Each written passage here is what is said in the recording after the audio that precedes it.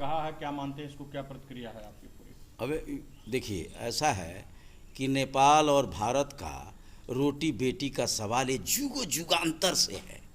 ये ओली के गोली खेलने से या बोली बोलने से, आज चाइना के डायन से कहने से ये राजनीति कूटनीति से कुछ होने वाला नहीं है। ओली जो कह रहा है कि राम का जन्म अयोध्या में नहीं है, वीरगंज में है, तीरगंज में है, उसको राम का नाम याद आ रहा है क्योंकि उसका अंतिम सांस अब आ रहा है ऊपर जाने का। तो अंतिम समय में लोग भगवान राम का नाम लेता है। It is true the matter. Nepal में किसकी साजिश मान रहे हैं आप? वही डाइन है, एक चाइना की राजदूत, वही सबको डस रही है, सारे नेताओं को अलग अलग बुलाकर डस रही है और पूरे नेपाल के राजनीति को कूटनीति में बना करके नेपाल को बर्बाद करना चाहती है। ये सारा चाइना का वो चाल है। अब देश का प्रधानमंत्री इस तरह अगर बात करता हो कि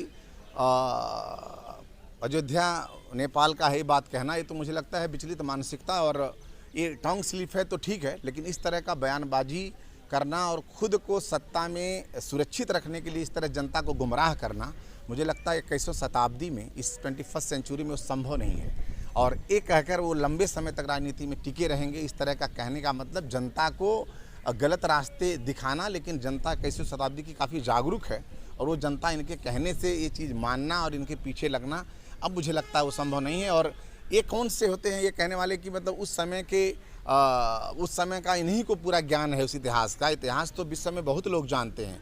मर्यादा पुरुषोत्तम श्री रामचंद्र जी को विश्व मानता है और विश्व के वो हैं, लेकिन वो जन्मस्थली हमारी है, वो क्लेम करना ये मुझे लगता है ये जो भी बयानबाजी है ये जनता इनके विपक्ष में है इसमें, और जनता इनके पक्ष में खड़ा नहीं होगा।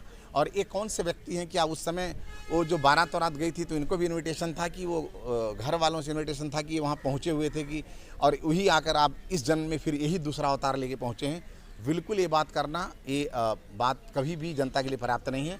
और ये कह के जनता में सुरक्षित रह पाना और अपनी कुर्सी सुरक्षित करना अगर कोई चाहता हो इस राष्ट्र में तो वो संभव नहीं है, और ये संभव है भी नहीं और जनता करने भी नहीं देगी। और जो जहाँ था वहीं है, और नेपाल भारत के संबंध जो हैं इससे बेहतर होंगे और कायम रहेंगे। करके एक नया विवाद खड़ा किया है, इस पर क्या मानना है? नेपाल के प्रधानमंत्री ओली जी को भारत और नेपाल के इतिहास और भूगोल का ज्ञान नहीं है। सुगौली संधि के पूर्व जनकपुर और गौतम बुद्ध की जन्मस्थली लुम्बिनी भी भारतीय भूभाग का हिस्सा थी। ब्रिटिश हुकूमत ने तत्कालीन नेपाल रॉयल हुकूमत से समझौता करके भारतीय भूभाग को नेपाल को दिया था। मैं बड़े ही साफ शब्दों में कहना चाहता हूं कि नेपाल और भारत में सदियों से रोटी और बेटी का रिश्ता रहा है। वर्तमान अयोध्या करोड़ों हिंदुओं की आस्था का प्रतीक है कि वर्तमान अयोध्या राम की अयोध्या है। इस तरह की बातें करके नेपाल के प्रधानमंत्री चीन को खुश करने का प्रयास कर रहे हैं, लेकिन चीन के प्रधानमंत्री को ये बात याद रखनी चाहिए कि बिना भारत की मदद के नेपाल विकास के पथ पर नहीं चल सकता है। और जो भारत और नेपाल के बीच में रिश्ता है वो नेपाल और चीन के आम जनता के बीच में वो रिश्ता कभी भी स्थापित नहीं हो सकता है। इसलिए उन्हें इस तरह के अनर्गल प्रलाप बंद करने चाहिए। और भारत सरकार से भी मैं आग्रह करता हूं कि वो ढुलमुल रवैया छोड़ करके इस मामले पे कठोर रवैया अख्तियार करने का काम करे।